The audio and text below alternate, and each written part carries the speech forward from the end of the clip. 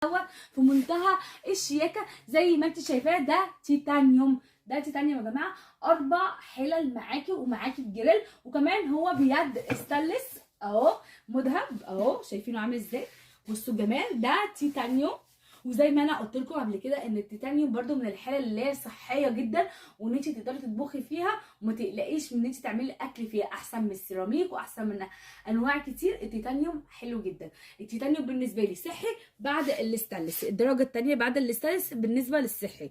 بصوا بقى يا جماعه، ده السمك بتاعها ما شاء الله عامله ازاي. ده خالي من الرصاص يا جماعه اهو، ده خالي من الرصاص، وحاجه كده في منتهى الشياكه.